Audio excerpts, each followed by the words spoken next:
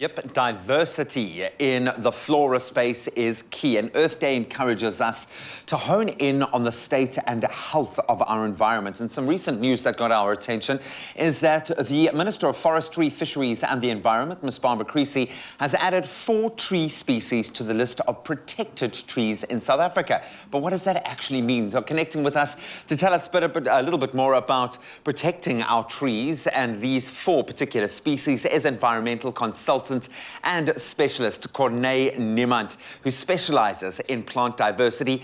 His role has become really important in recent times, thankfully. Corné, thank you so much for joining us on this very important day. Happy Mother Earth Day to you, my friend. Hopefully you are savoring an opportunity to focus on the environment. So I'm going to start at the heart of this. What are we talking about actually when we define a tree as being protected? Yeah, good question. So when we look in terms of the National Forest Act of 1998, certain tree species can be identified as declared or as protected by the Minister. The then Department of Water Affairs and Forestry followed an inclusive process to arrive at a new list of protected tree species, which was enacted in 2004. Now, in addition to the published list, all trees occurring in natural forests are also protected in terms of the Act. Now, within this framework of the National Forest Act, as well as the national policy and guidelines as set out by the Minister, protective actions can be taken. So trees are protected for a variety of reasons, based on a list of criteria generated by a task team. Now, some species require strict protection based on their conservation value or status, while others require control over harvesting and utilization. So in order to be selected as a protected tree, considering South Africa has about 1,700 indigenous tree and shrub species, the following criteria are considered: the regular status of a species, the value of keystone species within an ecosystem functioning, the sustainable use of the species, cultural or spiritual importance, and then whether the species is protected in terms of other provincial or national legislation in the country. I love that. It's legislation to back up an agenda that thankfully is now very important.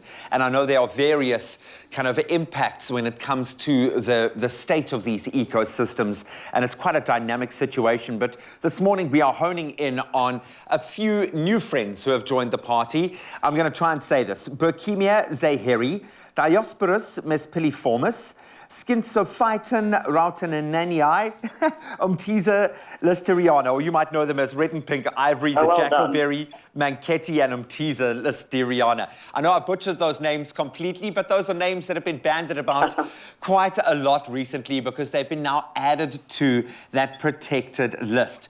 What's going on here? Why have these trees been added to the list? What's impacting their kind of situation? So in terms of protecting these trees, as mentioned, there's certain criteria that follow. Now, these species specifically has reached the threshold to be included on the list. So in general, when we look at the protection of species, or the trees specifically, they are being protected from becoming overutilized from the pressures of commercial and subsistence use, and due to the loss of their habitat or direct destruction to the species. For example, due to human development. The main idea here is behind giving a tree legal protection is to contribute towards the protection of biodiversity and ecosystems. Now, this does not mean that the listing of these trees as protected is primarily aimed at preventing the use of a specific tree species, but to ensure that it is used sustainably. It's regulated. And I'm going to get to the specific 4 trees now, but I love it that you actually included climate change as well within this discussion, because it's really important to consider climate change impacts on biodiversity. As already mentioned, we are falling short in terms of achieving that 1.5 degrees Celsius reduction at the global scale. And I think what's really important here is South Africa is actually very privileged to be hosting the International Climate Change Symposium later this year in September in Cape Town. Now, this is really important for the protection of biodiversity the ecosystem functioning and services derived from ecosystems. Now, getting back to this 4 specific species at hand, when we look at Umthiza listeriana, for example, the species has been included since it is listed as vulnerable. It is a South African endemic. It is known from less than 6 localities within the Eastern Cape, of which some are already known to have disappeared due to expansion of human settlement. Now, this is especially within the East London area. Furthermore, the species is overexploited for human consumption. It is considered a good timber species, and it is a sacred tree for the Xhosa people.